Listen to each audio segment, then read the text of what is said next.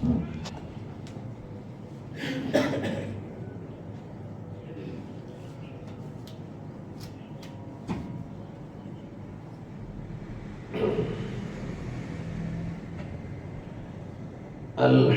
لله الكريم الوهاب الرحيم التواب غافر الذنب وقابل التوب شديد العقاب ذي الطول لا إله إلا هو إله الأولين والآخرين وأشهد أن لا إله إلا الله وحده لا شريك له وأشهد أن نبينا محمدا عبده ورسوله أرسله بالهدى ودين الحق ليظهره على الدين كله ولو كره المشركون اللهم صل وسلم وبارك على عبدك ورسولك نبينا محمد وعلى آله وأهل بيته وصحبه ومن تبعهم بإحسان إلى يوم الدين. فيا أيها الإخوة والأخوات أوصيكم وإياي أولا بتقوى الله.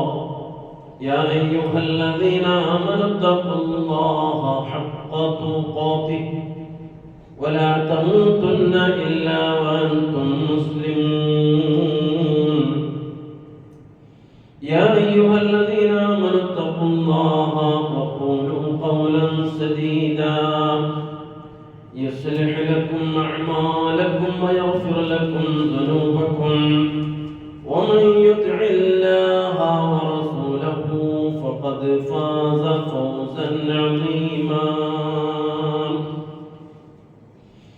أما بعد فإن أصدق الحديث كتاب الله وخير السنن سنن محمد صلى الله عليه وسلم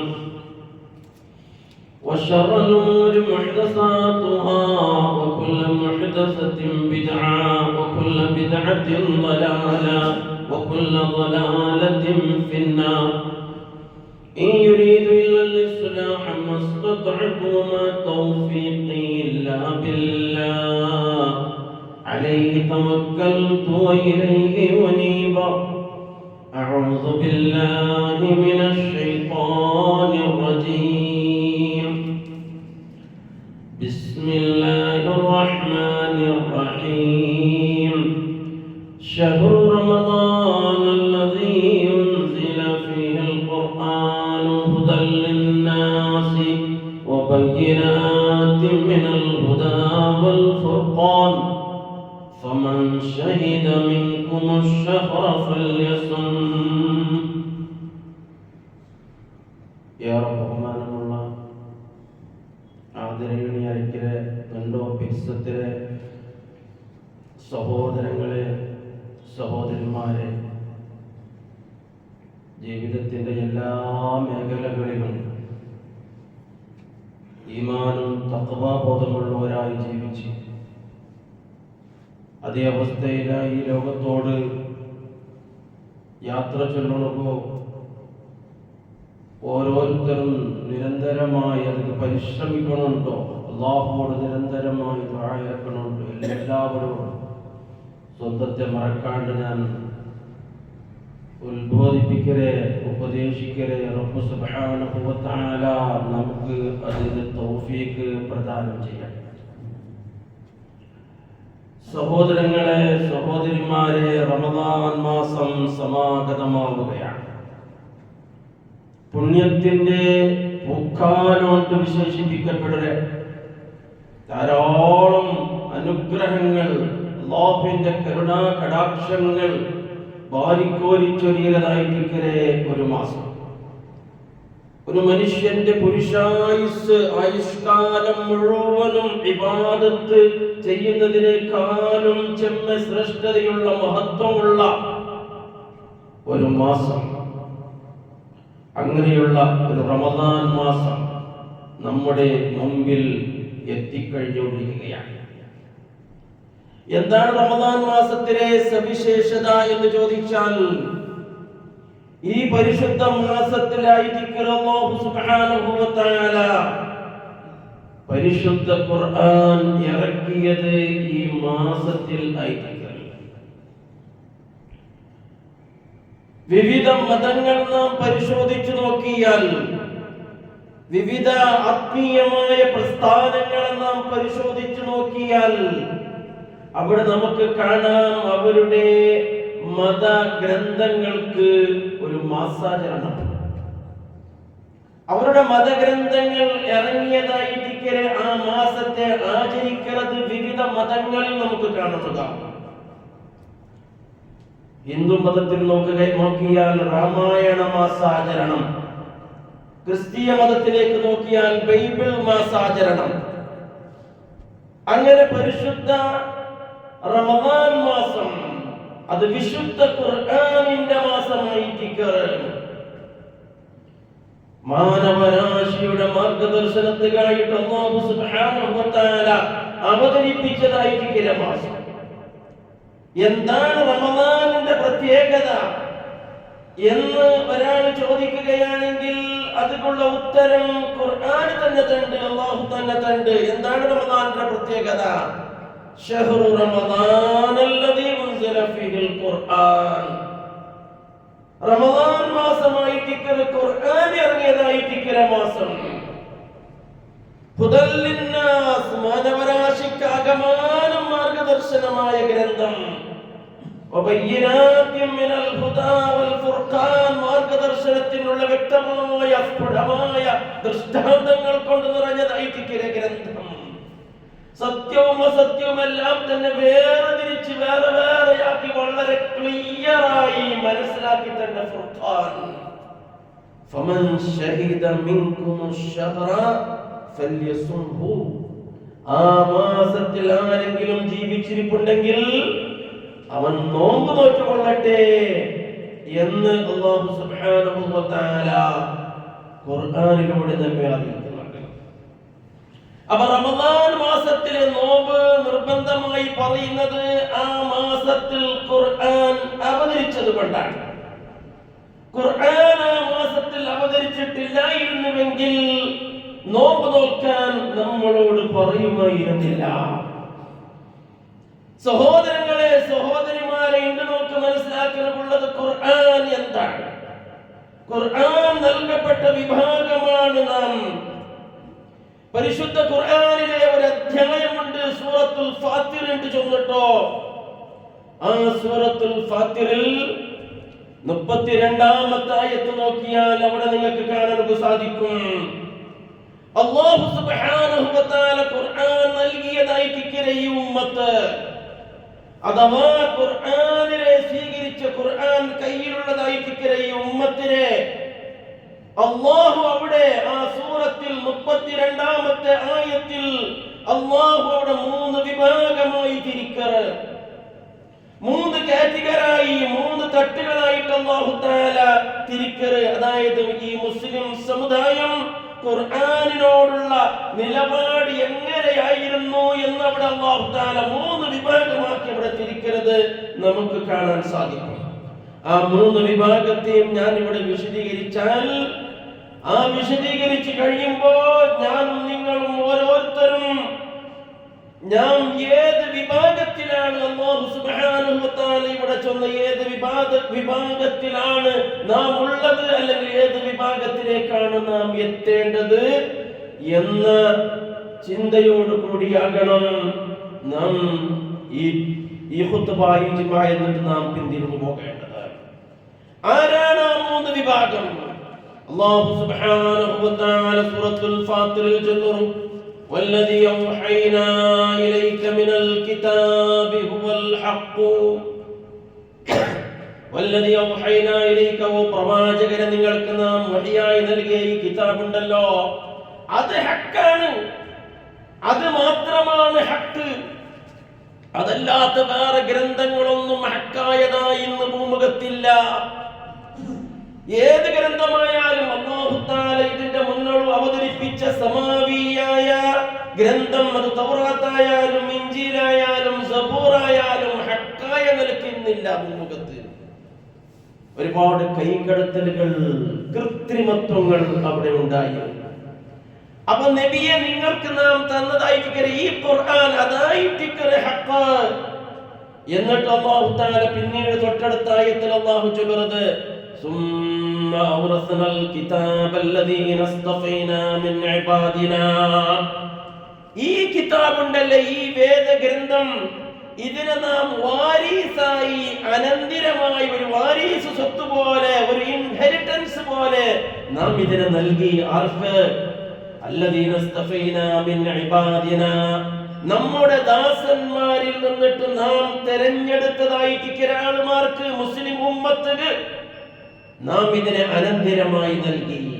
എന്നിട്ടോ അവരെങ്ങനെയാണ് ഈ ഖുർആനോട് സ്വീകരിച്ച നിലപാട്? അല്ലാഹു തആല ചൊല്ലുന്നു പിന്നീട്, നോക്കൂ, ഫമിൻഹും ളാലിമുൻ ലിനഫ്സിഹി, അവരിൽ ഒരു വിഭാഗം, ഒരു കാറ്റഗറി സ്വന്തത്തോട് അക്രമം ചെയ്യുന്നതായിട്ട് ആളുമാറായിട്ട്. ഖുർആൻ കയ്യിലുണ്ട്, പക്ഷേ അവർ സ്വന്തത്തോട് അക്രമം ചെയ്യുന്ന ആളുമാർ. രണ്ടാമത് അല്ലാഹു ചൊല്ലുന്നു വമിൻഹും മുഖ്തസിദ, മറ്റൊരു വിഭാഗം അവര് മധ്യമമായിട്ട് ഒരു നിലപാട്, ഒരു മധ്യമമായ നിലവോ സ്വീകരിച്ചതായ ആളുമാർ. മൂന്നാമത്തെ വിഭാഗം അല്ലാഹു തആല ചൊല്ലുന്നു വമിൻഹും സാബിഖും ബിൽ ഖൈറാത്തി ബിഇദ്നില്ലാഹ്, നന്മകളിൽ മുൻകടന്നു പോകുന്ന ധാവന്തമായി മുന്നേറിക്കൊണ്ട് പോവരതായിട്ടിക്കര ആളുമാർ. ദാലിക ഹുവൽ ഫദ്ലുൽ കബീർ, അതായിട്ടിക്കര മഹത്തായ വിജയം. ഏത്? ഈ അവസാനം ചൊന്ന കാറ്റഗറി. ഇനി നോക്കുന്ന ഓരോന്ന് പരിശോധിക്കാം. അല്ലാഹു തആല ചൊല്ലുന്നു, ഈ ഖുർആനിനെ നാം മുസ്ലിം ഉമ്മത്തിന് അനന്തരമായി നൽകി. എന്നാൽ ആ ഖുർആനോട് സ്വീകരിച്ച നിലപാട് ഒന്ന്, ഫമിൻഹും ളാലിമുൻ ലിനഫ്സിഹി, സ്വന്തത്തോട് ദുൽമു ചെയ്ത ആളുമാരായിട്ടിക്കറ. എന്താണത് സ്വന്തത്തോട് ദുൽമു ചെയ്തത്? നാം അതിന്റെ കാരണം പരിശോധിച്ചാൽ ധാരാളം സംഗതികൾ നമുക്ക് മനസ്സിലാക്കാൻ സാധിക്കും. ഖുർആൻ കയ്യിലുള്ളതായിട്ടിക്കര ആളുമാരിൽ എത്രയോ ആളുമാർ നിസ്കരിക്കാത്ത ആളുകളുണ്ട്. നിസ്കാരം ചെന്നെങ്കിൽ ഒരു മുസ്ലിമായ മനുഷ്യന്റെ ഞാൻ മുസ്ലിമാണ് എന്ന് ബോധിപ്പിക്കാനുള്ള അവന്റെ പ്രത്യക്ഷമായ ഒരു സിമ്പിൾ, ഒരു അടയാളമായിട്ട് നിസ്കാരം ചൊല്ലുന്നത്. എന്നാൽ അത്തരത്തിലുള്ള നിസ്കാരമില്ലാത്ത ആളുകൾ എത്രയോ നമ്മുടെ ഉമ്മത്തിൽ കാണാം. അങ്ങനെയുള്ളവർ ഈ സമുദായത്തിലുണ്ടെങ്കിൽ, ഈ ഖുർആനിനെ അവർ കയ്യിൽ പിടിച്ചിട്ടുണ്ടെങ്കിലും, ഞങ്ങൾ ഖുർആനിന്റെ ആളുകളാണ് എന്നവർ പറയുന്നുണ്ടെങ്കിലും, അവർ ളാലിമുൻ ലിനഫ്സിഹി, അല്ലാഹു തആല ചൊല്ലുന്നു, അവൻ സ്വന്തത്തോട് ദുൽമു ചെയ്തവനാണ്. കാരണം നിസ്കാരമില്ലാത്തവരെ, നിസ്കാരം ഉപേക്ഷിക്കുന്നവരെ നമ്മുടെ പൂർവികരായ പണ്ഡിതന്മാർ, സഹാബത്തോ താബീങ്ങളോ അവരെ മുസ്ലിമീങ്ങളായി ഗണിച്ചിരുന്നില്ല. നിസ്കാരമില്ലാത്തവരെ പൂർവികരായ പണ്ഡിതന്മാർ ചർച്ച ചെയ്യുന്നുണ്ട്. നിസ്കരിക്കാത്ത ഒരു മനുഷ്യൻ നോമ്പ് നോറ്റാൽ അവന്റെ നോമ്പ് സഹീഹാകുമോ? ചർച്ച ചെയ്യുന്നുണ്ട്. നിസ്കരിക്കാത്ത ഒരു മനുഷ്യൻ നോമ്പ് നോറ്റാൽ അവന്റെ നോമ്പ് സഹീഹാകുമോ, സ്വീകാര്യമാകുമോ? ഇല്ല എന്നാണ് ആ പണ്ഡിതന്മാർ പറയുന്നത്. കാരണം നിസ്കാരമില്ലാത്തവൻ ഇസ്ലാമിലില്ലാത്തവനാണ്. അതുകൊണ്ട് പിന്നെ അവന്റെ എന്ത് നോമ്പാണ്? ഇസ്ലാമില്ലാത്തവന്റെ നോമ്പ് എങ്ങനെ സ്വീകാര്യമാവുക എന്നതിലൊക്കെ. അതാണ് റസൂലുള്ളാഹി സ്വല്ലല്ലാഹു അലൈഹി വസല്ലമ ഈ ലോകത്തോട് അന്ത്യയാത്ര, അവസാനത്തെ യാത്രയാകുന്നതിന് മുമ്പ്, മരിക്കുന്നതിന് മുമ്പ് ഈ ഉമ്മത്തിന് നൽകിയ വളരെ പ്രധാനമായ ഒരു ഉപദേശമായല്ലോ. അവസാനത്തെ നിമിഷങ്ങളിൽ തന്റെ സഹധർമ്മിണിയുടെ മാറത്ത് തലചായിച്ച് മരിക്കുമ്പോ ഹബീബായ റസൂലിന്റെ ചുണ്ടിങ്ങനെ അനങ്ങുമ്പോ ആയിഷ റളിയല്ലാഹു അൻഹാ ആ ചുണ്ടിലേക്ക് കാത് വെച്ചിട്ട് ഇങ്ങനെ എന്താണ് ഹബീബായ റസൂൽ പറയുന്നത് എന്ന് കേൾക്കുമ്പോ അല്ലാഹുവിന്റെ റസൂലിന്റെ വായിൽ നിന്ന് ആ സമയത്ത് വന്ന വാക്ക് അസ്സലാ അസ്സലാ അസ്സലാ എന്നായിരുന്നു. നിസ്കാരം, നിസ്കാരം. ഈ ഉപദേശം കൊടുത്തിട്ടാണ് അല്ലാഹുവിന്റെ റസൂൽ ലോകം വിട്ടുപോയത്.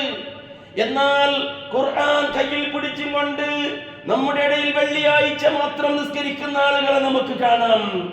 ഒരു വർഷത്തിൽ പെരുന്നാളിന് 1-2 ദിവസം മാത്രം നിസ്കരിക്കുന്നവരെ കാണാം. പിന്നെ നിസ്കാരം ഉണ്ടാവില്ല. അല്ലെങ്കിൽ റമദാൻ മാസം വരുമ്പോ ആ ഒരു മാസത്തിൽ മാത്രം പള്ളിയിലേക്ക് നിസ്കരിക്കുന്നവരെ കാണാം. ഈ നിലപാട് സ്വീകരിക്കുന്നവരാണെങ്കിൽ അല്ലാഹു പറയുന്നു ഫമിൻഹും ളാലിമുൻ ലിനഫ്സിഹി. അത്തരത്തിലുള്ളവർ ഈ ഉമ്മത്തിലുണ്ടായാൽ അവർ സ്വന്തത്തോട് ദുൽമു ചെയ്തവരാണ്. ഇനിയും നിങ്ങൾ നോക്ക്, പല കാരണങ്ങൾ നമുക്ക് കാണാൻ സാധിക്കും. ഈ ഉമ്മത്തിൽ സക്കാത്ത് കൊടുക്കാത്ത ഒരുപാട് ആളുകളെ നമുക്ക് കാണാൻ സാധിക്കും. മുസ്ലിമീങ്ങൾക്ക് സാമ്പത്തികമായ കഴിവുണ്ടെങ്കിൽ അല്ലാഹു പറയുന്നത് അതിന്റെ എല്ലാം നിങ്ങൾ കൊടുക്കണമെന്നല്ല, ഒരു 2.5% അത് സാധുക്കൾക്ക് വേണ്ടി നിങ്ങൾ നീക്കി വെക്കണം. ആ നീക്കി വെക്കുന്നതിലൂടെ, ആ സക്കാത്ത് കൊടുക്കുന്നതിലൂടെ നിങ്ങളുടെ സമ്പത്ത് ഷോർട്ടേജ് വണ്ടില്ല, അത് ചുരുങ്ങൊടുക്ക് പോകുന്നില്ല.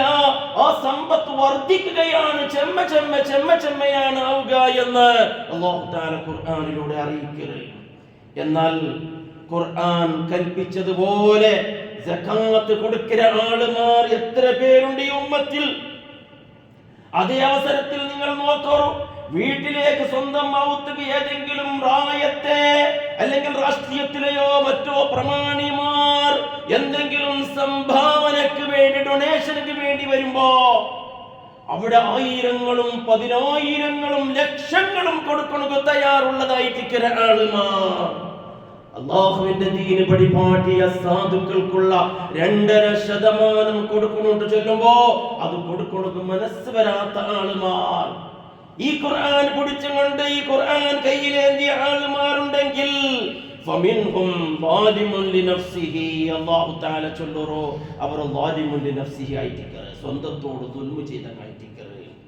നോക്കറോ, ഹബീബായ റസൂലുള്ളാഹി സ്വല്ലല്ലാഹു അലൈഹി വസല്ലമയുടെ വഫാത്തിന്റെ ശേഷം റസൂലുള്ളാഹി സ്വല്ലല്ലാഹു അലൈഹി വസല്ലമയുടെ ഉത്തരാധികാരിയായിട്ട് ആരാണ് വന്നത്? നമുക്കൊക്കെ അറിയാമല്ലോ, മഹാനായ അബൂബക്കർ സിദ്ദീഖ് റളിയല്ലാഹു അൻഹു ആണ്. അബൂബക്കർ റളിയല്ലാഹു അൻഹു ഭരണത്തിൽ വരലോടുകൂടി അവിടെ ഒരു കൂട്ടം മുസ്ലിമീങ്ങൾ, മുസ്ലിം നാമധാരികൾ അവർ ചൊല്ലൊടുക്ക് തുടങ്ങി, ഞങ്ങൾ സക്കാത്ത് കൊടുക്കൂല. സക്കാത്ത് കൊടുക്കേണ്ടത് റസൂലുള്ളാഹിയുടെ കാലത്ത് മാത്രമാണ്, ഇപ്പോൾ റസൂലുള്ളാഹി ഞങ്ങളുടെ ഇടയിലില്ല, ഞങ്ങൾ സക്കാത്ത് കൊടുക്കൂല. കാരണം അങ്ങനെ ചൊല്ലൊടുക്ക് മറ്റൊരു കാരണവും ഉണ്ടായിരുന്നു. അബൂബക്കർ റളിയല്ലാഹു അൻഹു ചൊന്നെങ്കിൽ അദ്ദേഹത്തിന്റെ മനസ്സ് വളരെ ലോലമായ മനസ്സിലെ ആളാണ്, വളരെ സെൻസിറ്റീവ് മാനാണ് അദ്ദേഹം, ലോലമായ ഹൃദയത്തിലെ ആളാണ്. അതാണ് ജനങ്ങൾക്ക് ഇമാമായിട്ട് നിസ്കരിക്കുമ്പോ നരകത്തെ പറ്റിയുള്ള പരാമർശം വരുമ്പോ അയാൾ അവിടെ ഉൾപ്പെടുന്നത് കാണാം. ചിലപ്പോൾ നിസ്കാരം പൂർത്തിയാക്കുന്നത് പോലും ആകാത്ത ആ ഒരു സാഹചര്യമായിരിക്കും ചിലപ്പോൾ ഉണ്ടാവുക, ഉൾപ്പെടുന്നത്. അതുകൊണ്ടാണല്ലോ റസൂലുള്ളാഹി സ്വല്ലല്ലാഹു അലൈഹി വസല്ലമയുടെ വഫാത്തിനോട് അനുബന്ധിച്ച് ജനങ്ങൾക്ക് ഇമാമത്ത് നിൽക്കാൻ വേണ്ടി അല്ലാഹുവിന്റെ റസൂൽ സജസ്റ്റ് ചെയ്യുന്നത് അബൂബക്കർ സിദ്ദീഖിനെ ആയിട്ടിക്കറ്. മുറു അബൂബക്കർ ഫല്യുസല്ലി ബിന്നാസ്. അബൂബക്കർ ജനങ്ങൾക്ക് ഇമാമത്ത് നിൽക്കണം കൽപ്പിക്കുന്നു. തന്റെ പത്നിയായിട്ടിക്കറ ആയിഷ റളിയല്ലാഹു അൻഹ, അബൂബക്കർ റളിയല്ലാഹു അൻഹു സ്വന്തം മോളായിട്ടിക്കറ ആയിഷ റളിയല്ലാഹു അൻഹ ചൊല്ലുന്നു, യാ റസൂലല്ലാഹ്, നിന്റെ അപ്പരട്ട ചൊല്ലണ്ട, ഇമാമത്ത് നിൽക്കണോ. അപ്പന് നിങ്ങൾ നിന്റേതായിട്ടിക്കറ ജാഗയിൽ ഇമാമത്ത് നിന്ന് നിസ്കരിക്കണത് സാധിക്കല, നിസ്കാരം ചിലപ്പോൾ പൂർത്തിയാക്കണത് സാധിക്കല. മുറു ഉമർ ഇബ്നുൽ ഖത്താബ്, വേറെ ആരുടെങ്കിലും ഉമർ റളിയല്ലാഹു അൻഹു ചൊല്ലുന്നു. പക്ഷെ അല്ലാഹുവിന്റെ റസൂൽ കൂട്ടാക്കിയില്ല. ആവർത്തിച്ച് റിപ്പീറ്റാക്കി അല്ലാഹുവിന്റെ റസൂൽ ചൊല്ലുന്നു, മുറു അബൂബക്കർ, അബൂബക്കറിന്റെ കൽപ്പിക്കറോ, അബൂബക്കറിന്റെ കൽപ്പിക്കറോ. ആ അബൂബക്കർ റളിയല്ലാഹു അൻഹു അതിൽ പല സൂചനകൾ ഉണ്ടായിരുന്നു. അതേ ജനങ്ങൾക്ക് ഇമാമത്ത് നിന്ന് ആ മനുഷ്യൻ എന്തുകൊണ്ടും മനുഷ്യരുടെ ദുന്യവിയായ കാര്യത്തിൽ നേതൃത്വം വഹിക്കുന്നത് അർഹനാണ് എന്ന ഒരു സൂചന അതിലെന്ത്. അതുകൊണ്ടാണല്ലോ ഐക്യകണ്ഠേന റസൂലിന്റെ വഫാത്തിന് ശേഷം എല്ലാവരും അബൂബക്കർ റളിയല്ലാഹു അൻഹു ബൈഅത്ത് ചെയ്തത്, ഉത്തരാധികാരിയായി ഖലീഫയായി. ആ ഖലീഫയായി ഉത്തരാധികാരിയായി തിരഞ്ഞെടുത്തപ്പോ അവിടെ അതാ ഒരു കൂട്ടം ആളുകൾ അതാ അവിടെ പണ്ട് ഞങ്ങൾ സക്കാത്ത് കൊടുക്കൂല. ആ സമയത്ത് അദ്ദേഹം സ്വീകരിച്ച നിലപാടെന്തിന്? ഹദീസിന്റെ ഗ്രന്ഥങ്ങളിൽ കാണാം ഇമാം ബുഖാരി ചൊല്ലുന്നു വല്ലാഹി ലൗ ഖാതിലന മൻ ഫറഖ ബൈന അസ്സലാത്തി വസ്സകാത്ത് ഫഇന്ന സകാത്ത ഹഖുൽ മാൽ. ലോല ഹൃദയനാണ്, പക്ഷെ ആ സമയത്ത് അദ്ദേഹം സടകുടഞ്ഞെഴുന്നേറ്റു. വല്ലാഹി അല്ലാഹുവിനെ തന്നെയാണ് സത്യം, നിസ്കാരത്തിനെയും സകാത്തിനെയും ഇടയിൽ 6 വിവേചനം കാണിക്കാറ്, 6 താരതമ്യത കാണിക്കാറ്. ഞാൻ യുദ്ധം ചെയ്യുക തന്നെ ചെയ്യും, യുദ്ധം ചെയ്യുമെങ്കിലൊക്കെ. എന്തിനാ ഉമർ റളിയല്ലാഹു അൻഹു എന്തിനാ അബൂബക്കർ ആരുടെ യുദ്ധം ചെയ്യരുത്? ഇസ്ലാമിന്റെ ദുഷ്മന്മാരുടെ യുദ്ധം ചെയ്യരുത്. ഇവ നോമ്പ് നോക്കാറല്ലേ, ഇവ നോമ്പ് നോക്കാറ്, നിസ്കരിക്കാറ്, പിന്നെ എങ്ങനെയെങ്കിലും യുദ്ധം ചെയ്യരുത്. അബൂബക്കർ റളിയല്ലാഹു അൻഹു വീണ്ടും ആവർത്തിച്ചത് വല്ലാഹി പടച്ച റബ്ബിനെ തന്നെയാണ് മാണയിട്ട് ചെന്തോ, ആരെങ്കിലും നിസ്കാരത്തിനെയും സകാത്തിനെയും ഇടയിൽ വിവേചനം കാണിച്ചിട്ടായെങ്കിൽ, താരതമ്യം കാണിച്ചിട്ടായെങ്കിൽ ഞാൻ യുദ്ധം ചെയ്യുക തന്നെ ചെയ്യും. ഉമർ റളിയല്ലാഹു അൻഹു പിന്നീട് ചെന്നു അബൂബക്കറുടെ നാവിലൂടെ വന്നത് ഹക്കായിട്ടുണ്ട്, അത് അല്ലാഹു അദ്ദേഹത്തിന്റെ നാവിലൂടെ ആ ഹക്ക് ചൊല്ലുപാട്ടിയതാണ് എന്ന് പിന്നെ മനസ്സിലായി. അപ്പൊ അതുകൊണ്ട് പ്രിയമുള്ള സഹോദരങ്ങളെ, കൃത്യമായ നിലക്ക് കണക്കനുസരിച്ച് സകാത്ത് കൊടുക്കാത്തവർ ഈ ഉമ്മത്തിലുണ്ടെങ്കിൽ, അവർ ഖുർആൻ കയ്യിൽ പിടിച്ചവരാണെങ്കിലും, അവർ ഫമിൻഹും ളാലിമുൻ ലിനഫ്സിഹി, സ്വന്തത്തോട് ദുൽമു ചെയ്ത ആളുമാർ.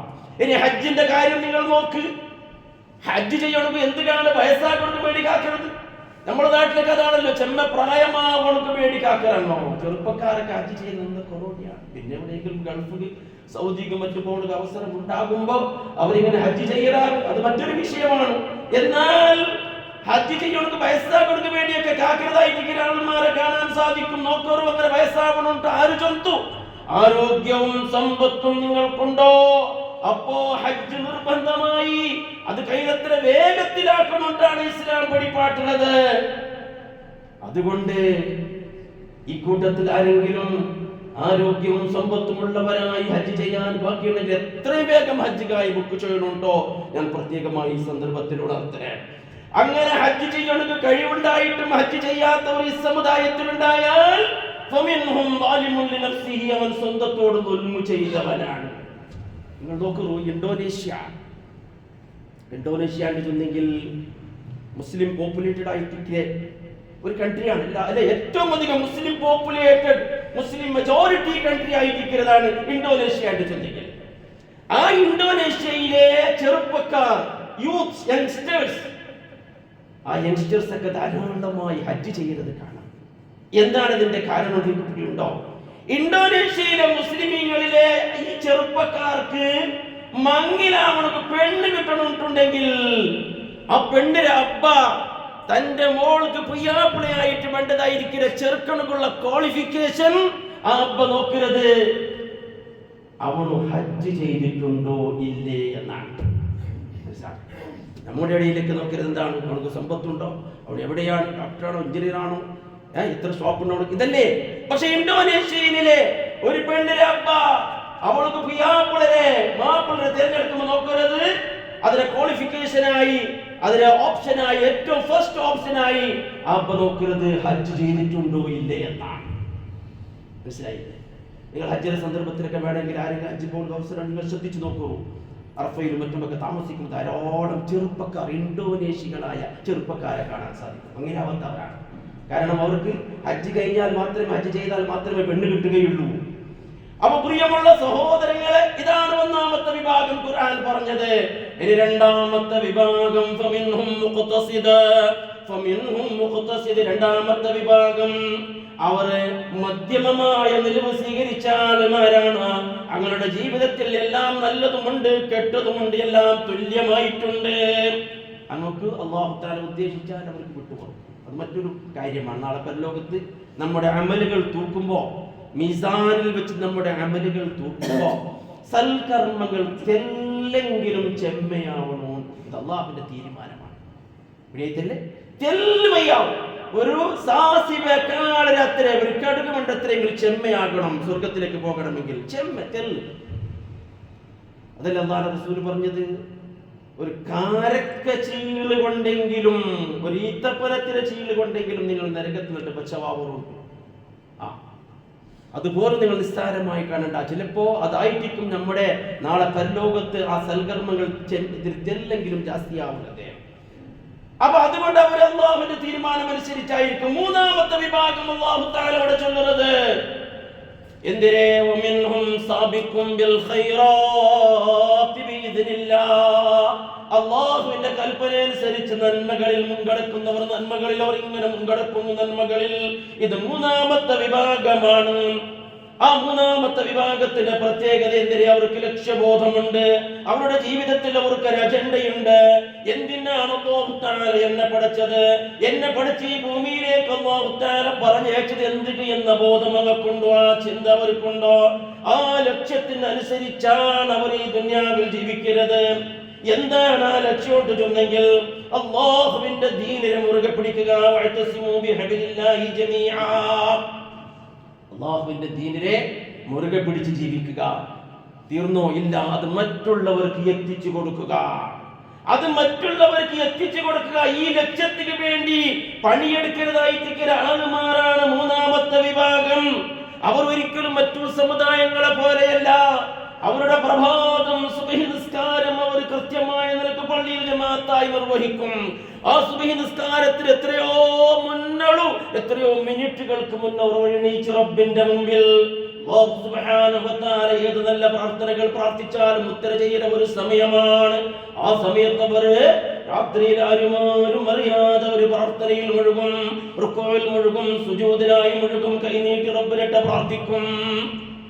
അങ്ങനെയാണ് അവരുടെ ഒരു പ്രഭാതം തന്നെ തുടങ്ങുന്നത്.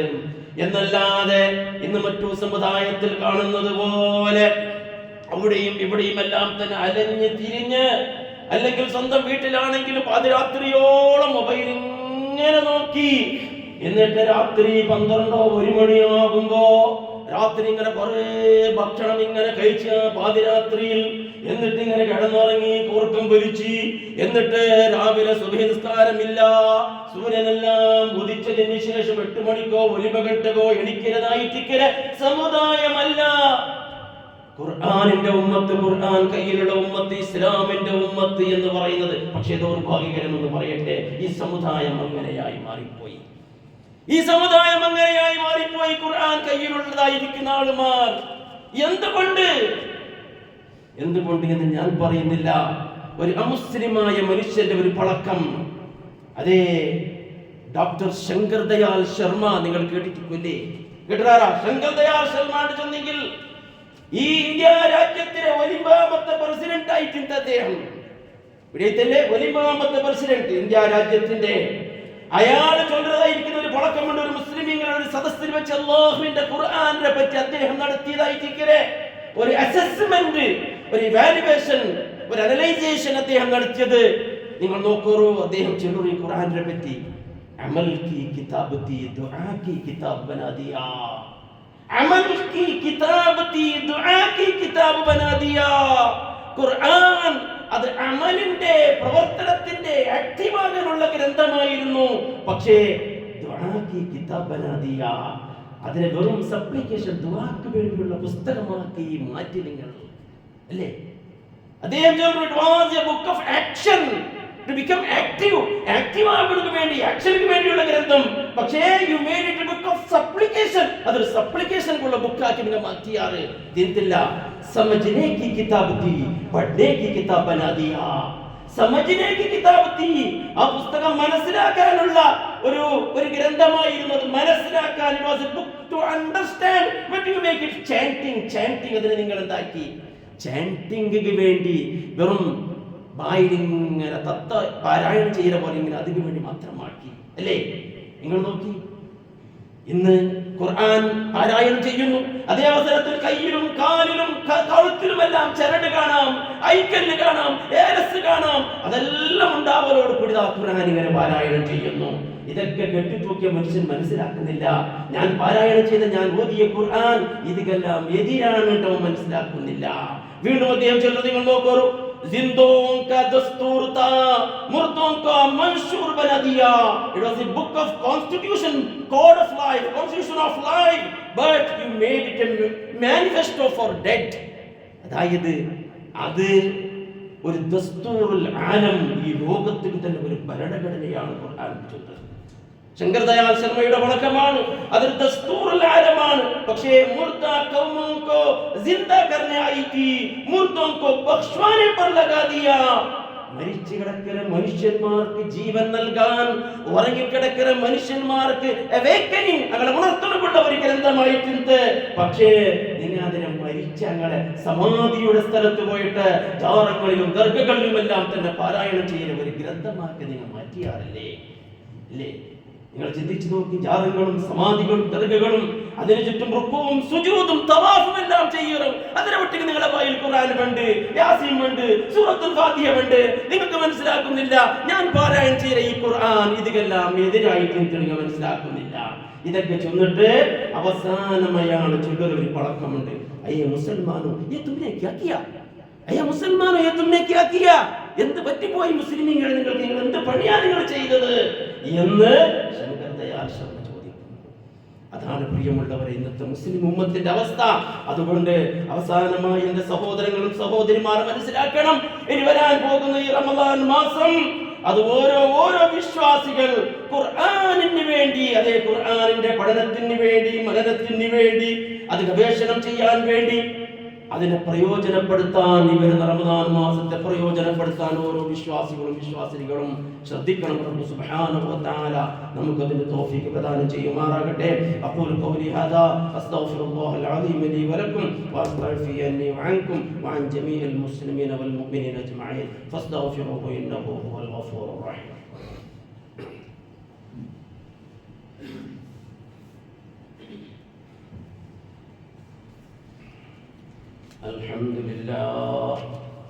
الحمد لله رب العالمين والصلاة والسلام على سيد الأنبياء والمرسلين نبينا وإمامنا وقدوتنا محمد بن عبد الله المبعوث رحمة للعالمين وعلى آله وأهل بيته وأصحابه ومن تبعهم بإحسان إلى يوم الدين. أما بعد فيا أيها الناس اتقوا الله سبحانه وتعالى في السر والعلن وكونوا مع الصادقين. സഹോദരങ്ങളെ സഹോദരിമാരെ, പരിശുദ്ധ ഖുർആൻ അതിൻ്റെ പഠനം മനനം അതിൻ്റെ അർത്ഥം മനസ്സിലാക്കിക്കൊണ്ടുള്ള പാരായണത്തിനായിട്ട് ഈ റമദാനിനെ നാം പ്രയോജനപ്പെടുത്തണം. അങ്ങനെ പരിശുദ്ധ റമദാനിനെ നാം നല്ല പരിശുദ്ധമായ മനസ്സോടു കൂടി അയക്കണം നാം അതിനെ സ്വീകരിക്കേണ്ടത്. ഒരിക്കൽ മഹാനായ അബ്ദുല്ലാഹി ഇബ്നു മസ്ഊദ് റളിയല്ലാഹു അൻഹു ചോദിക്കുന്നു, നിങ്ങൾ എങ്ങനെയാണ് റമദാനിനെ വരവേൽക്കുന്നത്? അദ്ദേഹം അതിന് മറുപടി നൽകുന്നത്, റമദാനിലെ ആ ചന്ദ്രപ്പിറവി ഞങ്ങൾ കാണുമ്പോൾ റമദാൻ ആയിട്ട് ഉറപ്പായാൽ തന്റെ മുസ്ലിമായ സഹോദരനോട് എന്റെ മനസ്സിൽ ഒരു അണുമണി തൂക്കം പോലും അസൂയയില്ല, വിദ്വേഷമില്ല, പകയുമില്ല, ഒരാളോടും പകയില്ലാത്ത നിലക്ക് ആ നിലക്കാണ് നമ്മൾ റമദാനിനെ ശുദ്ധമായ നിഷ്കളങ്കമായ ഹൃദയത്തോടെയാണ് നാം വരവേൽക്കാറ്. ഈ നിലക്കായിരിക്കണം ഈ വരുന്ന റമദാനിനെ നാം വരവേൽക്കേണ്ടത്. പ്രിയമുള്ള സഹോദരങ്ങളെ, ധാരാളമായി ഇബാദത്തിൽ മുഴുകുക. അതേപോലെ തന്നെ ആ ചെയ്യുന്ന ഇബാദത്തുകൾ അതേ നമ്മുടെ 5 നേരത്തെ നിസ്കാരം ഇമാമും ജമാഅത്തായും, അതേപോലെ അതിന്റെ മുമ്പും പിമ്പുമുള്ള സുന്നത്ത് നമസ്കാരങ്ങൾ, അതേപോലെ രാത്രിയിലെ ഖിയാമുൽ ലൈൽ, ഇതൊക്കെ വിടാതെ ആത്മാർത്ഥമായ നിലയ്ക്ക് ഇഖ്ലാസോടുകൂടി നിർവഹിക്കുവാൻ ഓരോരുത്തരും ശ്രമിക്കുക. ധാരാളമായി ദാനധർമ്മങ്ങൾ കഴിയുന്നവരൊക്കെ ഈ മാസത്തിൽ ചെയ്യുക. അല്ലാഹു സുബ്ഹാനഹു വ തആല അവൻ കബൂലാക്കുന്ന പൊരുത്തപ്പെടുന്ന ധാരാളം സൽക്കർമ്മങ്ങൾ ചെയ്യുവാൻ റബ്ബ് സുബ്ഹാനഹു വ തആല നമുക്ക് പ്രദാനം ചെയ്യും, തൗഫീഖ് പ്രദാനം ചെയ്യുമാറാകട്ടെ. പരിശുദ്ധ ഖുർആനിന്റെ ഓരോ ഉത്ബോധനങ്ങൾ നല്ലപോലെ കേട്ട് മനസ്സിലാക്കി അത് ഉൾക്കൊണ്ടുകൊണ്ട് ജീവിക്കുന്ന യഥാർത്ഥ വിശ്വാസികളിൽ അല്ലാഹു നമ്മെ ഉൾപ്പെടുത്തുമാറാകട്ടെ. اللهم اغفر للمؤمنين والمؤمنات والمسلمين والمسلمات الأحياء منهم والأموات إنك مجيب الدعوات ويا قاضي الحاجات. ربنا اغفر لنا ولإخواننا الذين سبقونا بالإيمان ولا تجعل في قلوبنا غلا للذين آمنوا ربنا إنك رؤوف رحيم. عباد الله رحمكم الله إن الله يأمر بالعدل والإحسان وإيتاء ذي القربى وينهى عن الفحشاء والمنكر والبغي يعظكم لعلكم تذكرون ولذكر الله أكبر والله يعلم ما تصنعون.